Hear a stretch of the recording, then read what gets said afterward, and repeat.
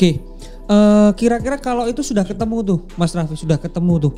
Kira-kira kebutuhan kliennya itu, semisal membuat logo yang maskulin gitu dan lain sebagainya udah ketemu nih. Untuk segmen A, semisal maskulin. Lalu target market, demografis, geografis, psikografis, behavior, interest sudah ketemu semua tuh. Terus kira-kira next langkah-langkah apa Mas yang dilakukan Mas? Mungkin sebelumnya gini kali ya, strategi visual itu lebih ke ini sih, visual identity nanti dia bakal bekerjanya itu gimana gitu, dia fungsinya bakal sebagai apa gitu, sebagai pembangun image kah gitu, atau dia sebagai penarik perhatian gitu. Jadi mungkin lebih ke sana.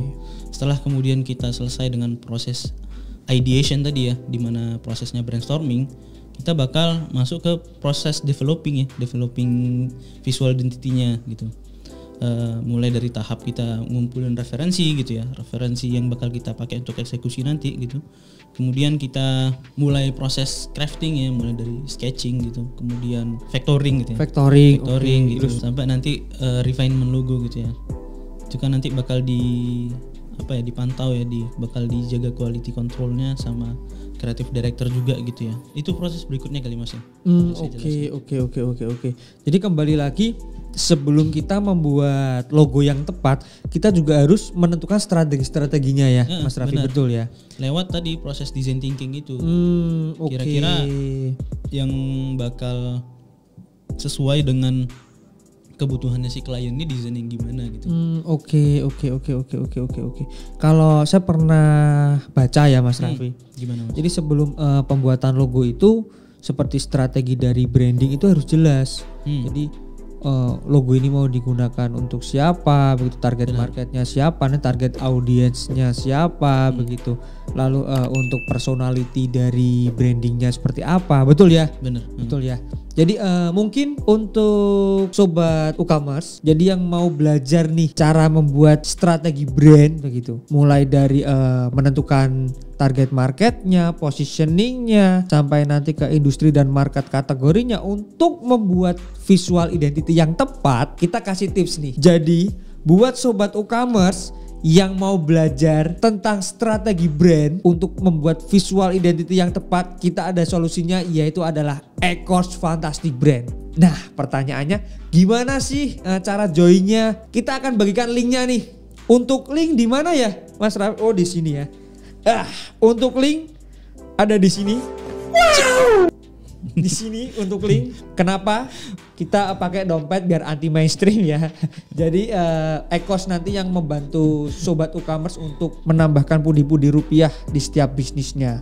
Oke, kembali lagi ke Ngeban, Mas Raffi. Tadi kan Mas Raffi sudah menyampaikan ya, untuk membuat visual identity yang tepat harus ada strategi nih. Kembali lagi ke kebutuhan konsumen begitu kan. Oke, mungkin Mas Raffi bolehlah menyampaikan. Kalau setahu saya kan untuk visual identity itu banyak ya, Mas Raffi. Ada logo, ada skema warna, ada font atau tipografi, sampai nanti ke desain turunan dan lain sebagainya ya. Mungkin saya ingin bertanya terkait logo nih Mas Raffi. Nah, gimana tuh? Kayaknya asik nih logo. Gimana? Untuk next pembahasan visual identity mungkin kita bakal bahas di pertemuan berikutnya ya.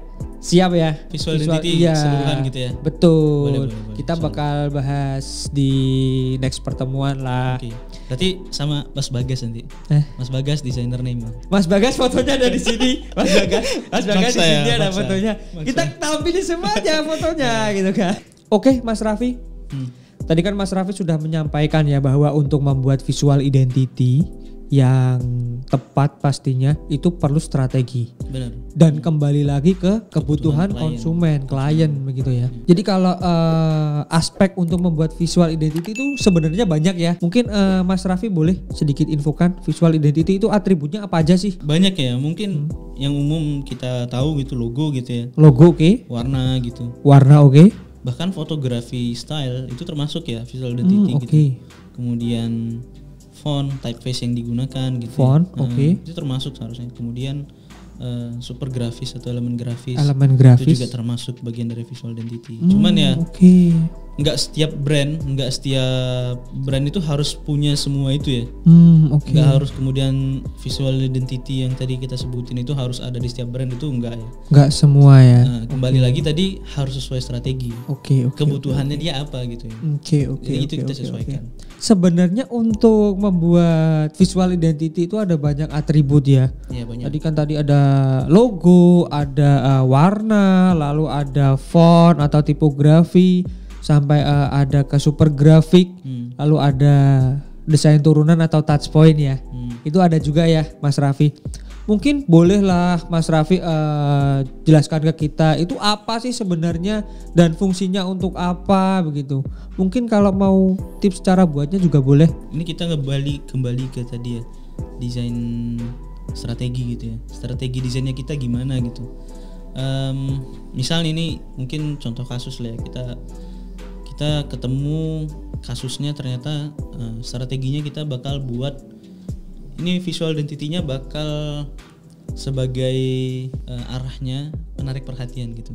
Tapi enggak, akhirnya semua elemen visual identitas yang kita sebutin tadi itu harus jadi penarik perhatian semua gitu. Contohnya jadi ditugaskan masing-masing gitu ya. Misalnya oke, penarik perhatiannya kita buat di logo gitu. Oke, logonya kita buat sebagai penarik perhatian gitu. Atau penarik perhatiannya bisa kita buat di warna gitu. Contohnya kalau warna yang lumayan kuat kan Indomaret kali gitu contohnya ya. Itu kan mereka penarik perhatiannya itu warna gitu ya. Warna, bukan tipografinya gitu ya. Kita bisa juga terapkan si logo itu sebagai penarik perhatiannya. Contoh lainnya McD gitu ya. McD lebih jadi penarik perhatiannya kan warna kuningnya gitu. Kuning Warna huruf M-nya itu ya. Oke. Itu contoh kasusnya, itu strategi di awal gitu. Jadi kita tentuin strateginya di awal, kemudian kita tentukan nih strateginya bakal gimana. Si logonya bakal lebih kuat ke penarik perhatian misalnya. Berarti warnanya gimana? Warnanya kita bakal buat misalnya sebagai penarik perhatian juga. Nggak masalah. Tipografinya gimana? Tipografinya mungkin untuk sebagai pembangun image gitu ya. Pembangun image. Berarti kita sesuaiin dia sebagai pembangun image. Lebih kuatnya gitu. Fotografinya gimana? Fotografinya pembangun image juga, kita buat sebagai pembangun image gitu. Jadi strategi visual itu kita turunkan ke semua elemen visual identity tadi itu. Dia bakal bertugas sebagai apa gitu. Dia bakal berfungsinya berkorelasi ya. Benar. Oke. Jadi semua itu kembali ke strateginya ya Mas Raffi. Harus berjalan sesuai strategi. Jadi antara strategi A dengan strategi B itu harus saling berkorelasi, sampai ke visualnya itu juga berkorelasi ya. Jadi semua visual identity yang kita kerjakan itu visual identitas semuanya, mulai dari logo tadi ya, warna. Itu harus harus berkorelasi gitu ya. Chemistry. Oke. Untuk tadi berhasil menyampaikan message yang mau kita sampaikan itu ke audiens gitu. Oke. Jadi antara logo, tagline, warna sampai ke super grafik, ke desain turunan itu harus ada chemistry-nya, harus ada korelasinya ya. Bukan masing-masing itu berjalan sendiri-sendiri. Sendiri-sendiri bukan ya. Harus berkorelasi. Tapi kalau tagline tadi itu lebih ke verbal kali ya, verbal identity gitu. Oke. Kalau semisal nih Mas Raffi, antara tadi kan ada logo, ada warna, lalu ada desain turunan atau touch point.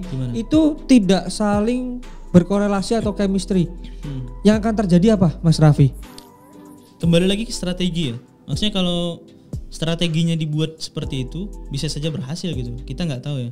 Cuman kan pada umumnya kalau misalnya sesuatu yang terlalu sering berganti-ganti itu nggak mudah diingat ya sama audiens, nggak mudah diingat sama customer. Nggak top of mind ya. Pada akhirnya dia bisa jadi gagal untuk jadi top of mind gitu.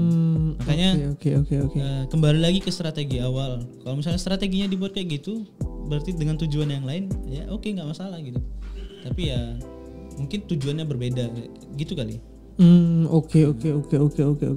Jadi yang apabila tidak ada korelasinya, apabila tidak ada chemistry-nya, malah nanti goal atau tujuannya itu malah keblinger ya. Nggak tersampaikan. Tidak tercapai ya.